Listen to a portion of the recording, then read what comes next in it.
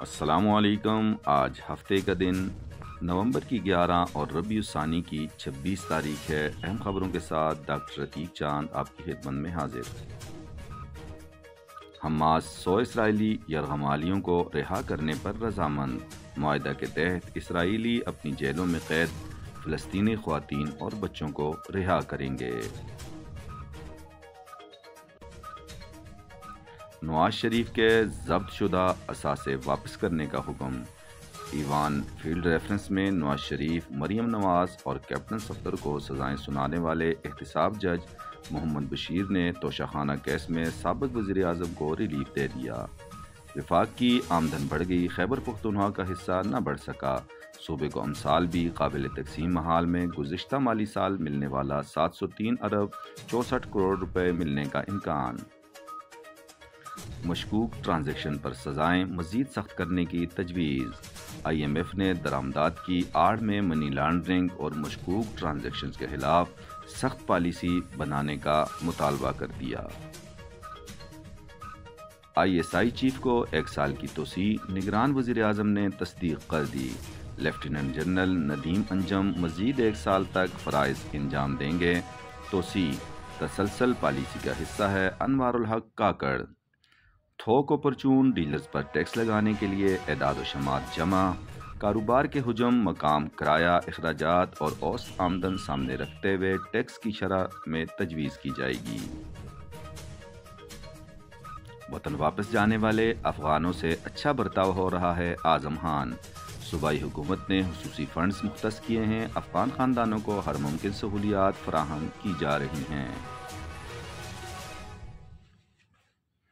انتخابات کی شفافیت، صدر کے بیانات پر الیکشن کمیشن کا شدید رد عمل۔ ایک اعلیٰ عہدیدار کی طرف سے عام انتخابات کی شفافیت مشکوک بنانے کی کوشش کی جا رہی ہے۔ پاکستان اسٹاک ایکسچینج میں تیزی کا رجحان جاری۔ ملکی تاریخ میں انڈیکس نے پہلی مرتبہ 55,000 پوائنٹس کی سطح عبور کر دی۔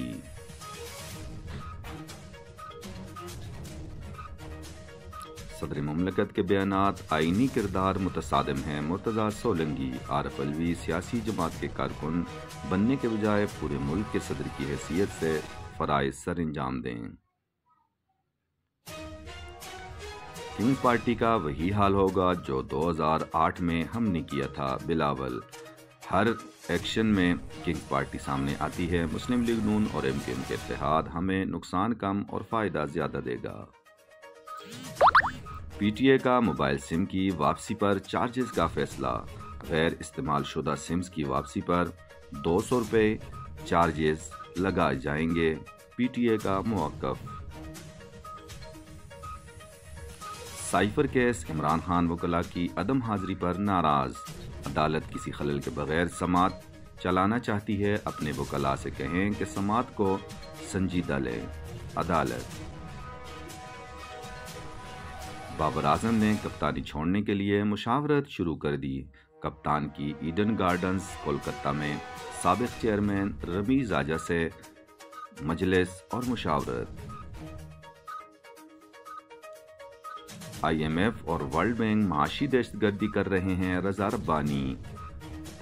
آرمی تنصیبات پر حملے غیر قانونی ہیں، افغان پناہ گزینوں کی واپسی سے جڑے ہیں، ٹی ٹی پی کے ساتھ ڈیل ہوئی تھی۔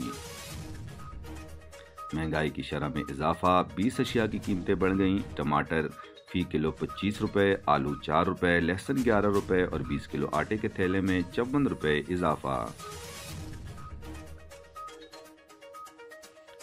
عمران خان نے تبدیلی اور احتساب کے نام پر اپنی تجوریاں بھر دیں۔ پرویز خٹک۔ مسلم لیگ نون، P P P, J U I F اور دیگر سیاسی جماعتوں نے ہمیشہ ایک دوسرے کی چوریوں پر پردہ ڈالا ہے۔ 6 سال کے بعد ٹی ایم اوز کے وظائف میں 10% اضافہ۔ صوبے کے موجودہ معاشی حالات میں اتنا ہی اضافہ ممکن تھا، حالات بہتر ہونے پر ماہانہ وظائف میں مزید اضافہ ہوگا۔ پن بجلی منافع خیبر پختونخوا کو 4 ماہ کے 23 ارب روپے نہیں مل سکے۔ منافع کی مد میں مطلوبہ رقم نہ ملنے سے صوبائی حکومت کو آمدن کے تخمینہ میں مشکلات کا سامنا۔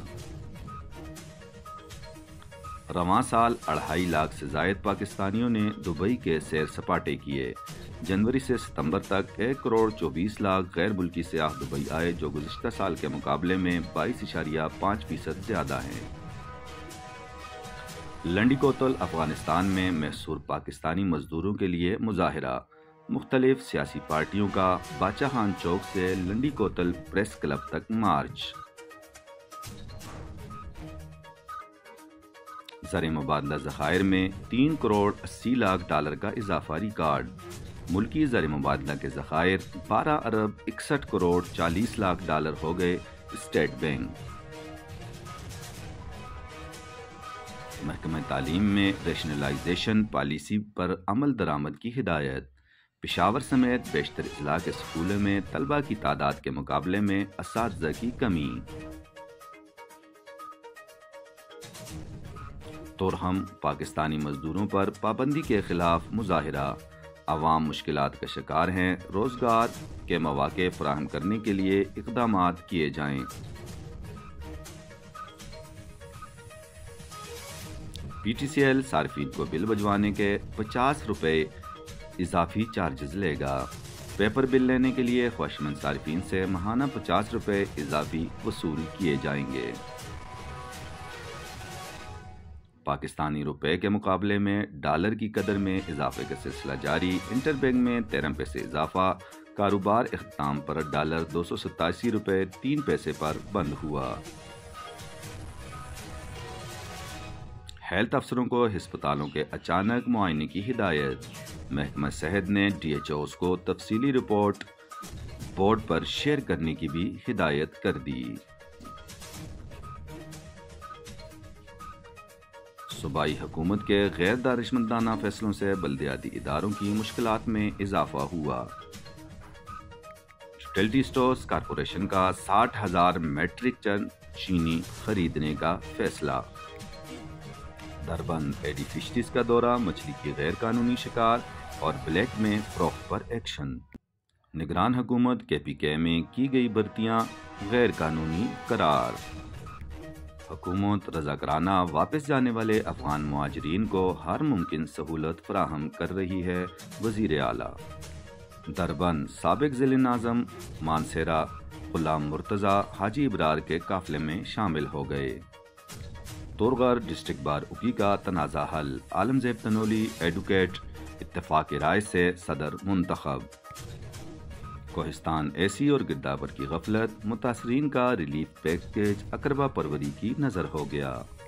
5 سال میں اقتدار میں رہنے والے نوکریاں بیچنے کی بدنامی کا توق ڈال کر رخصت ہو گئے، حاجی ابرار تنولی۔